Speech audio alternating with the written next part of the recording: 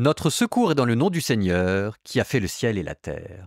Bon écoutez, je vais pas vous mentir, aujourd'hui préparez-vous à souffrir. Je pense qu'il vaut mieux vous le dire d'emblée de jeu pour que vous sachiez à quelle sauce vous allez être mangé. Aujourd'hui, nous allons enchaîner les chapitres de loi. Et en plus, je vous ai menti. Je vous ai menti hier parce que j'ai pris un tout petit bout du chapitre 20 pour le mettre aujourd'hui. Mais je vous avais fait tout un superbe laïus sur la réception du peuple du décalogue et puis ça marchait pas parce que la fin du chapitre 20, c'était déjà le début des lois. Donc pour respecter les besoins de mon explication, de mes commentaires, je m'étais permis de prendre un tout petit bout du chapitre 20 pour le mettre aujourd'hui. Nous allons commencer par ça et enchaîner Exode fin du chapitre 20, puis 21, 22, 23 dans le deuxième épisode et hop, 24 on pourra se reposer.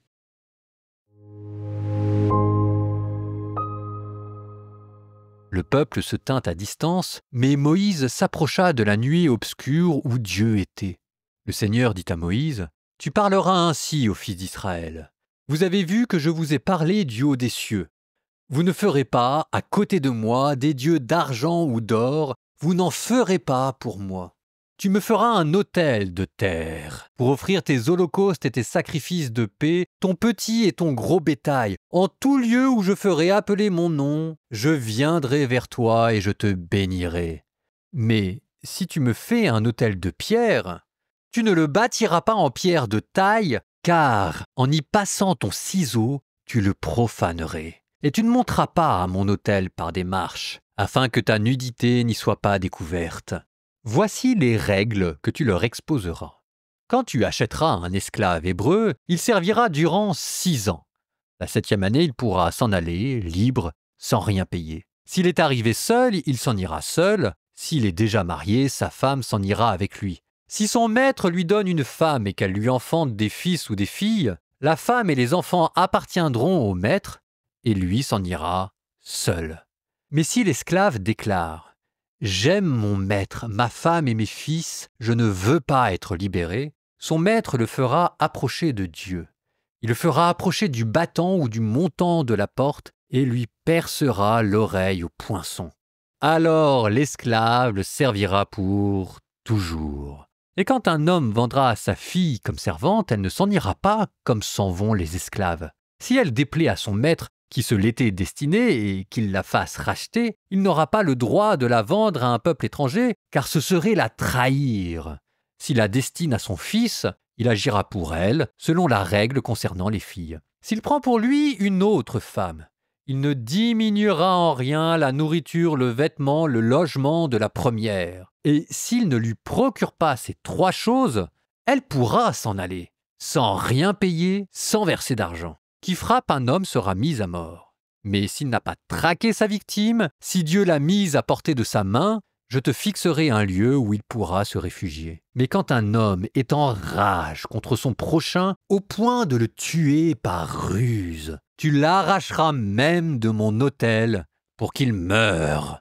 Celui qui frappe son père ou sa mère sera mis à mort. Celui qui commet un rapt, qu'il ait vendu l'homme ou qu'on le trouve entre ses mains, sera mis à mort. Celui qui maudit son père ou sa mère sera mis à mort. Quand des hommes se querellent et que l'un d'eux frappe son prochain avec une pierre ou avec le poing sans le tuer, mais en l'obligeant à garder le lit, si la victime peut se lever et se promener au dehors avec sa canne, l'agresseur sera acquitté. Il devra seulement l'indemniser pour son arrêt de travail jusqu'à complète guérison. Si quelqu'un frappe avec un bâton, et fait mourir de sa main son serviteur ou sa servante, la victime devra être vengée. Mais si elle survit 1 jour ou 2, elle ne sera pas vengée car elle a été achetée avec l'argent du maître. Si des hommes, en se battant, heurtent une femme enceinte, que celle-ci accouche prématurément sans qu'un autre malheur n'arrive, le coupable payera l'indemnité imposée par le mari avec l'accord des juges. Mais s'il arrive malheur, tu payeras vie pour vie, œil pour œil, dent pour dent, main pour main, pied pour pied, brûlure pour brûlure, blessure pour blessure, meurtrissure pour meurtrissure. Si un homme blesse l'œil de son serviteur ou de sa servante, et que l'œil soit perdu, il rendra la liberté à la victime en compensation. Et s'il fait tomber une dent de son serviteur ou de sa servante, il rendra la liberté à la victime en compensation. Si un bœuf tue d'un coup de corne un homme ou une femme, il sera lapidé et on ne mangera pas la viande, mais le propriétaire sera tenu pour innocent. Par contre, quand le bœuf a déjà plus d'une fois donné des coups de corne et que son propriétaire averti l'a laissé sans surveillance, si l'animal a causé la mort d'un homme ou d'une femme, il sera lapidé et le propriétaire lui-même sera mis à mort. Si on lui impose une rançon, il donnera pour racheter sa vie tout ce qu'on lui imposera. Si c'est un fils que le bœuf frappe d'un coup de corne, ou si c'est une fille, on appliquera cette règle-là. Si c'est un serviteur que le bœuf frappe, ou si c'est une servante, on donnera au maître 30 pièces d'argent et le bœuf sera lapidé. Si un homme laisse une citerne ouverte ou qu'il creuse une citerne sans la recouvrir, et qu'un bœuf ou un âne y tombe, le propriétaire de la citerne indemnisera le propriétaire de la bête morte. Celui-ci recevra une certaine somme d'argent et celui-là le cadavre de la bête. Si le bœuf d'un homme blesse le bœuf de son prochain ou cause sa mort, les propriétaires vendront le bœuf vivant et se partageront l'argent. Quant à la bête morte, ils se la partageront également. Mais s'il est notoire que ce bœuf a déjà plus d'une fois donné des coups de corne et que son propriétaire l'ait laissé sans surveillance, celui-ci fournira un bœuf en compensation de la bête morte qui, elle, lui reviendra. Si un homme vole un bœuf ou un mouton et qu'il abatte ou vende la bête, il fournira en compensation 5 têtes de gros bétail pour un bœuf ou 4 têtes de petit bétail pour un mouton. Si un voleur, surpris de nuit en délit d'effraction, est frappé à mort, les siens ne pourront pas le venger. Mais si le soleil était levé, la vengeance du sang s'exercera. Un voleur devra rembourser. S'il n'a pas de quoi, il sera vendu pour ce qu'il a volé.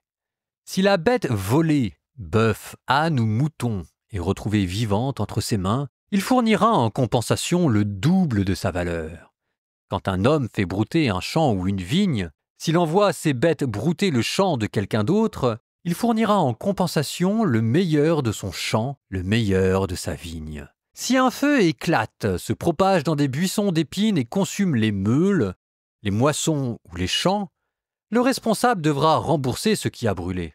Si un homme confie à son prochain de l'argent ou des objets pour qu'il les garde, et qu'on les vole dans la maison de celui-ci, le voleur, s'il est découvert, devra fournir en compensation le double de ce qu'il a pris.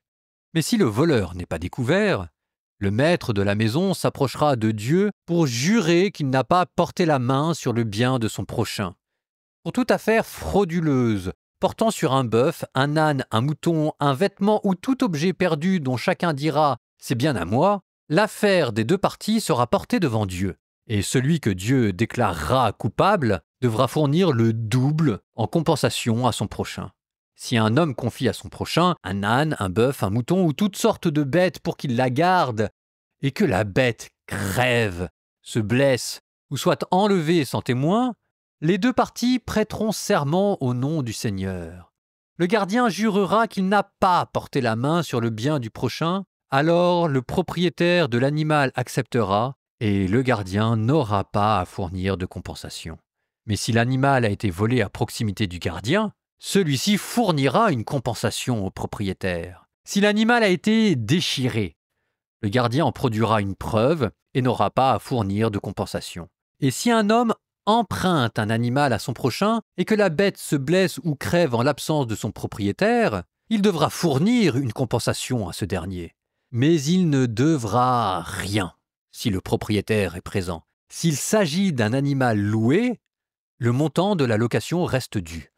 Si un homme séduit une jeune fille vierge qui n'a pas été fiancée et qu'il couche avec elle, il devra verser le prix pour en faire sa femme. Si le père refuse de lui donner sa fille, l'homme versera néanmoins la somme d'argent fixée pour le prix d'une vierge. Une sorcière, tu ne la laisseras pas vivre. Celui qui couche avec une bête sera mis à mort. Celui qui sacrifie au Dieu sera voué à l'anathème, sauf s'il sacrifie au Seigneur et à lui seul. Tu n'exploiteras pas l'immigré, tu ne l'opprimeras pas, car vous étiez vous-même des immigrés au pays d'Égypte. Vous n'accablerez pas la veuve et l'orphelin.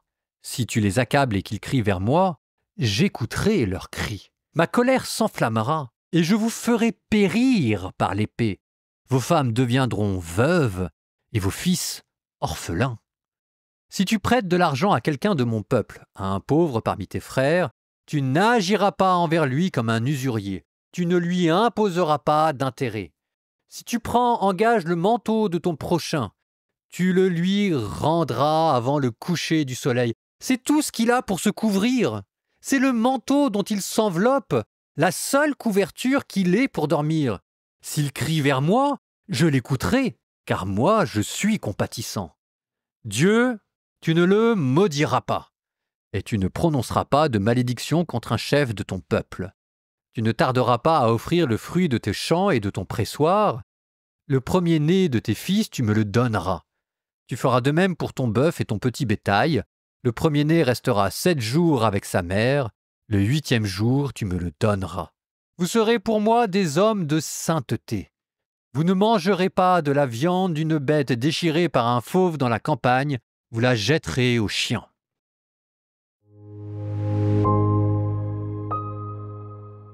Écoutez, exceptionnellement, vous sentez qu'on aménage pour les besoins de la cause la répartition des lectures.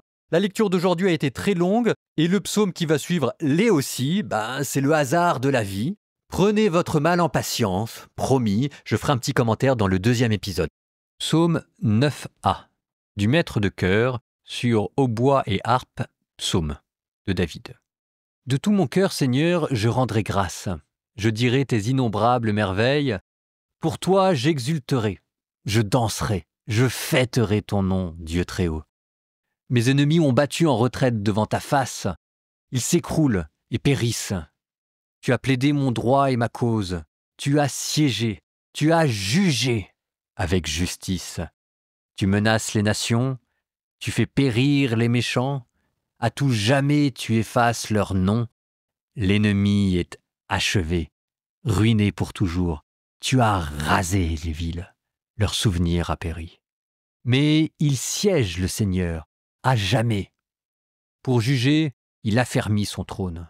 Il juge le monde avec justice et gouverne les peuples avec droiture. Qu'il soit la forteresse de l'opprimé, sa forteresse aux heures d'angoisse. Ils s'appuieront sur toi, ceux qui connaissent ton nom. Jamais tu n'abandonnes, Seigneur, ceux qui te cherchent. Fêtez le Seigneur qui siège dans Sion, annoncez parmi les peuples ses exploits. Attentif au sang versé, il se rappelle. Il n'oublie pas le cri des malheureux. Pitié pour moi, Seigneur. Vois le mal que m'ont fait mes adversaires. Toi qui m'arraches aux portes de la mort, et je dirai tes innombrables louanges aux portes de Sion. Je danserai de joie pour ta victoire. Ils sont tombés, les païens, dans la fosse qu'ils creusaient. Au filet qu'ils ont tendu, leurs pieds se sont pris. Le Seigneur s'est fait connaître, il a rendu le jugement, il prend les méchants à leur piège. Que les méchants retournent chez les morts, toutes les nations qui oublient le vrai Dieu. Mais le pauvre n'est pas oublié pour toujours, et jamais ne périt l'espoir des malheureux. Lève-toi, Seigneur, qu'un mortel ne soit pas le plus fort, que les nations soient jugées devant ta face. Frappe-les d'épouvante, Seigneur, que les nations se reconnaissent mortelles.